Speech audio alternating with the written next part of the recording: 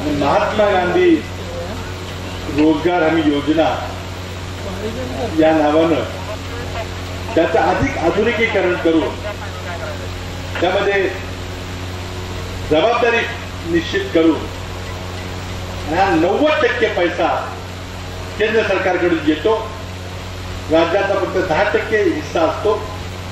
तर जास्तीत जास्त केंद्र सरकारचा पैसा मिळेल आपल्याला याकरता प्रयत्न करणं या उद्देशाने खरं म्हणजे आजची कार्यशाळा आयोजित केलेली आहे। 3 वर्षापूर्वी जेव्हा मी आणि उपमुख्यमंत्री आम्ही राज्याची सूत्र घेतली त्यावेळेला आम्ही आढावा घेतला तर इतर राज्यांच्या तुलनेमध्ये आंध्र प्रदेश असेल, कर्नाटक असेल, यूपी बिहार असेल, महाराष्ट्रामध्ये फक्त जेमतेम 300-350 कोटी रुपये केंद्रातून येत होते। त्या तुलनेमध्ये कर्नाटक आणि आंध्रामध्ये 5-5, 6-6, 4-4 हजार कोटी रुपये जात होते।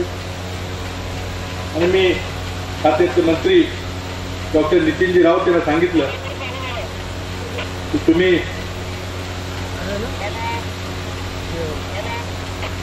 या योजनेची व्याप्ती वाढवली पाहिजे, जास्तीत जास्त पैसा हा केंद्रातून राज्यामध्ये आणला पाहिजे आणि आपली ग्रामीण भागातली कामं झाली पाहिजे।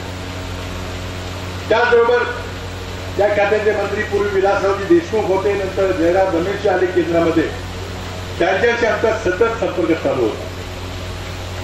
त्या गावामध्ये त्या योजनेमध्ये जी सीमित स्वरूपाची कामं हाती घेता येत असत त्याची व्याप्ती वाढवली पाहिजे अशी आम्ही वारंवार त्यांना विनंती केली।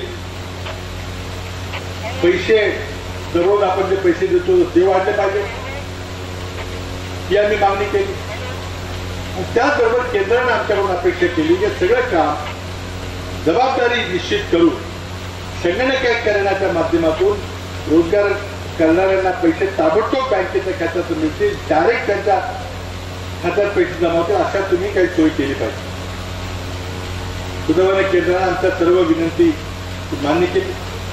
त्या योजनेची व्याप्ती वाढवली, या योजनेमध्ये दररोज जो मोबदला मिळत होता, जे रोजगाराचे दर होते ते वाढवले, आणखी पुढे वाढवण्याकरता आमचे प्रयत्न चालू आहेत। आता 162 रुपये प्रतिदिन मिळतात आणि 100 दिवस काम मिळतं।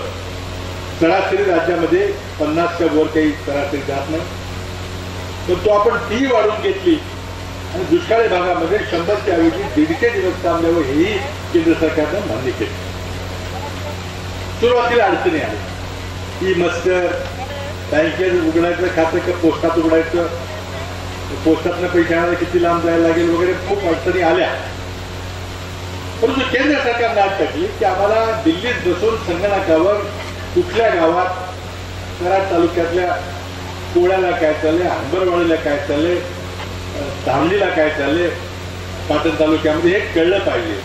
आणि ते जिल्हाधिकाऱ्यांना किंवा सीईओना विचारून नव्हे तर डायरेक्ट दिल्लीत बसून दिल्लीच्या मंत्रालयामध्ये बटन दाबली, महाराष्ट्र म्हटलं, सातारा जिल्हा म्हटलं, पाटण तालुका म्हटलं की लगेच त्या गावाची यादी आली पाहिजे। ते गावाचं बटन दाबलं की लगेच त्या गावामध्ये किती रोजगार आहेत, किती कामं चाललेली आहे ते सगळं कळलं पाहिजे। हे आता होतंय।